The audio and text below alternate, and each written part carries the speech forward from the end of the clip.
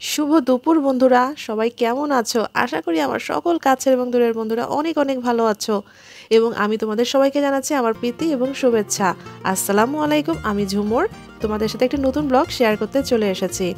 আমি জানি আমার সকল বন্ধুরা অনেক অনেক ভালো ছিলে, কিন্তু আমি কিন্তু খুব একটা ভালো ছিলাম না এই সপ্তাহটায়। আসলে ভালো না থাকার কারণ হচ্ছে আমার হাজবেন্ডের লাস্ট সপ্তাহে খুব জ্বর ছিল।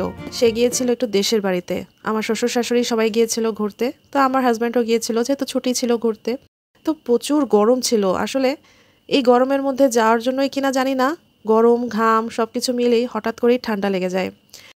তার থেকে ভাইরাস মনে হয় আমার কাছেও চলে আসলো, আমিও ভুগছি এই ঠান্ডা কাশি জ্বর। আসলে ভয়েস দিতেও খুব কষ্ট হচ্ছে, তাও তোমাদের সাথে একটু শেয়ার করে নিচ্ছি।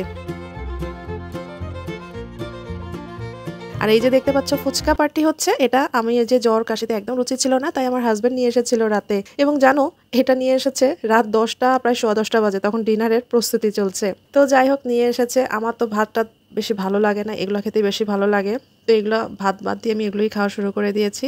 তো ঘরে যখন আনা হয় তখন তেঁতুলের এই যে রসটা এবং ফুচকা চটপটি এগুলো আলাদা করেই প্যাক করে দিয়ে দেয়। একটা ছিল একদম টক, একটা ছিল মিষ্টি। তো মিষ্টিটা দিয়ে ফুচকা খেতে দারুণ লাগছিল, মানে কি বলবো, অমৃত লাগছিল খেতে। দোকানে বসে ফুচকা খাওয়ার একটা আলাদা মজা, বাসায় বসে চেয়ারের মধ্যে হাত পা তুলে আরাম করে আয়েশ করে বসে ফুচকা ইচ্ছা মতন পরিমাণে খাওয়ার মজা কিন্তু আরেক রকম, তাই না? ঘরে না যতই এফোর্ট দিয়ে ফুচকা চটপটি বানানো হোক, বাইরের ফুচকা চটপটি মানে মামাদের ফুচকা চটপটিতে না একটা আলাদা মজা থাকে, কেন থাকে জানি না।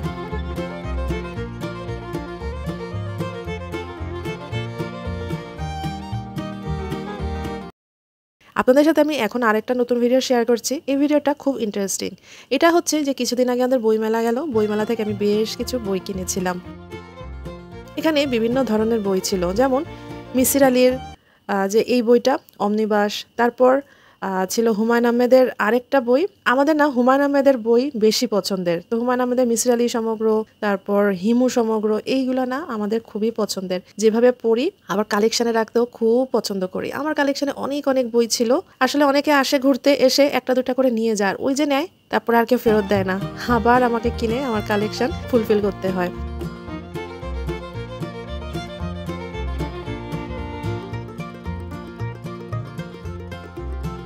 আর এগুলো হচ্ছে বেশ কিছু হাসির বই।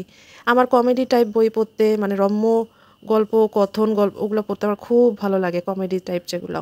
তো এগুলো বেশ কয়েকটা কিনে দিয়েছে আমার হাজব্যান্ড আমাকে।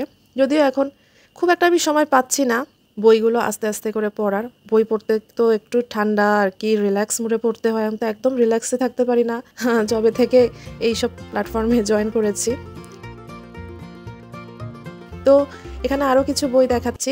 এগুলো হচ্ছে গিয়ে কিশোর ক্লাসিক এই টাইপের বা অনুবাদ কিছু বই রয়েছে, অনুবাদকৃত। আগে ছোটোকালে জানেন, স্কুল থেকে আসার পরে কাঁধের ব্যাগটা রেখেই গল্পের বই পড়া শুরু করে দিতাম। 1 ঘন্টা তো মিনিমাম পড়বো, তারপরে দুপুরে খেয়ে দিয়ে হয় একটু রেস্ট নিব, নাহলে আবার পড়ালেখা শুরু হয়ে যেত। কিন্তু গল্পের বই ছাড়তে পারতাম না। আমার সময় ছিল 3 গোয়েন্দা, মানে ক্লাসিক যেই গোয়েন্দা সিরিজগুলো ওগুলো, মানে একদম পাগলের মতন পড়তাম। কী যে নেশা ছিল! পরীক্ষা শেষ হলেই বসে যেতাম বই কালেকশন করতে আর পড়তে। আর এই যে দেখুন এই বইটা, এই দ্য বন্ড ম্যান, নীল অন্ধকার, এই বইটা অলরেডি আমাদের বাসায় ছিল। এর আগের কোনো এক বইমেলায় কিনা হয়েছিল, কিন্তু এবারের বইমেলায় আবার কিনে ফেলা হয়েছে। তো কিছু করার নেই, চেঞ্জ করার কোনো উপায় নেই, সমস্যা নাই, কালেকশনের থেকে গেল ডাবল ডাবল।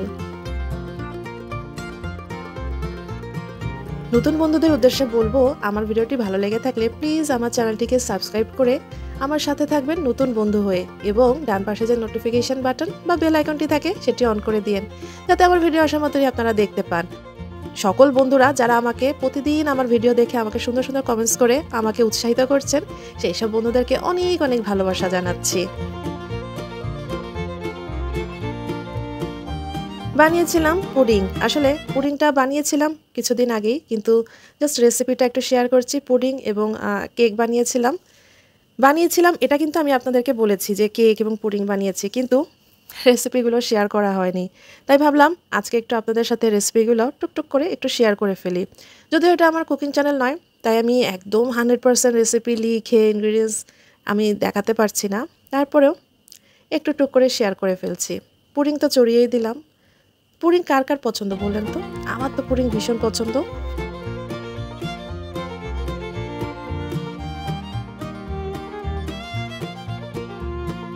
আর আজকে বানাচ্ছিলাম ব্যানানা কেক। আসলে ঘরে অনেকগুলো ব্যানানা জমে গিয়েছে, ঠান্ডা কাশি লেগে গিয়েছে, সেভাবে কলা খাওয়া হচ্ছে না। তো ভাবলাম এতগুলো কলা নষ্ট হয়ে যাবে, তাই বানিয়ে ফেলেছিলাম বানানা কেক। বানানা কেক খুবই মজার, বানানা ব্রেডও কিন্তু খুব মজার। এবার ব্রেডটার বানাইনি, বানিয়েছিলাম কেক। তো খুবই মজা হয়েছিল কিন্তু। জাস্ট সেই রেসিপিটাই অল্প করে আপনাদের সাথে একটু শেয়ার করে নিচ্ছি। আসলে এই কেক বানানোর জিনিসগুলো না, উপকরণগুলো যদি হাতের কাছে সব রেডি থাকে, কেক বানাতে কিন্তু একদমই বেশি সময় লাগে না। খুব অল্প সময়ের মধ্যেই কিন্তু প্রিপারেশনটা হয়ে যায়। তারপর বেক করতে যতক্ষণ সময় লাগে।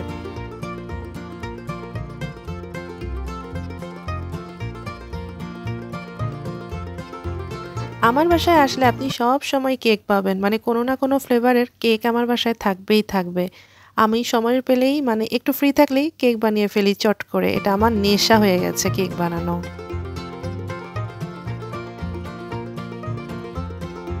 আমি এই যে কলা দিচ্ছিলাম, কলাগুলো আমি এভাবে কেটে দিয়ে দিয়েছি, কারণ আমি যখন এখানে এই যে বিটার দিয়ে বিট করব, কলা কিন্তু অটোমেটিক একদম গলে ম্যাশ হয়ে যাবে।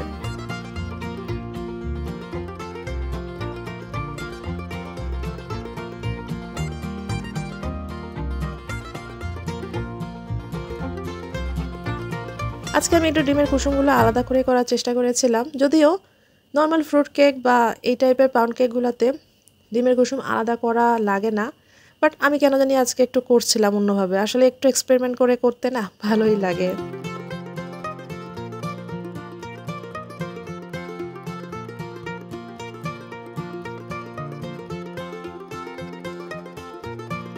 কলার পিঠাও কিন্তু আমার বেশ পছন্দের। এর আগে আমি কলার পিঠা বানিয়েছিলাম, কিন্তু আপনাদের সাথে শেয়ার করা হয়নি। ইচ্ছা আছে নেক্সটে যদি আল্লাহ চায় তো কলার পিঠা যদি বানাই আপনাদের সাথে একটু শেয়ার করব। আজকে করে ফেলছিলাম জাস্ট ব্যানানা কেক।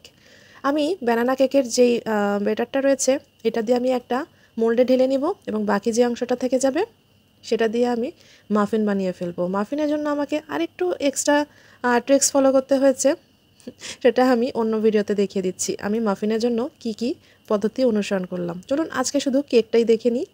অল্প একটু কেকের ব্যাটার নিয়ে নিয়েছি। আমি একটু কেকটা ডেকোরেশন করব দেখে এখানে একটু রেড ফুড কালার মিক্স করছি। এই রেড ফুড কালারটা কিন্তু ইডেবল, এটা কিন্তু একদমই বাজে কোনো ফুড কালার নয়। আপনি দোকানে দেখে একদম ভালো ব্র্যান্ডের ফুড কালারটা নেওয়ার চেষ্টা করবেন। করছিলাম রাউন্ড শেপের কেক, আর ইচ্ছা হচ্ছিল একটু রেড কালার দিয়ে একটু ডিজাইন করে নিই। কেকটা যখন বেক হয়ে যাবে, এই রেড কালারগুলো, মানে আমি উপরে যেভাবে আর কি ডেকোরেশন করব আর কি, চকো চিপস, তারপর রেড কালার রেড ড্রপ দিয়ে, তো বেক হওয়ার পরে না খুবই সুন্দর লাগে। কিন্তু জানেন, এত আনলাকি ছিলাম ওই দিন, কেকটা যেই না বেক করতে দিয়েছি 10 মিনিটও হয়নি, তারপরেই চলে গেল ইলেকট্রিসিটি। আর একবার যদি লোডশেডিং শুরু হয় মিনিমাম 1 থেকে 1.5 ঘন্টা। আর কেক যখন মানে 1/3 অবস্থায় হয়ে যায়, তারপরে যখন ইলেকট্রিসিটি চলে যায়, কেকের তো একদম দফা রফা হয়ে যায়। মানে কেকটা বেক হবে ঠিকই, কিন্তু ওই যে কেক যে একটা ফুলা একটা ভাব থাকবে না, উপরে যে পোর্শনটা দেখলেই ইয়ামি লাগবে, ওই পোর্শনটা হলো না।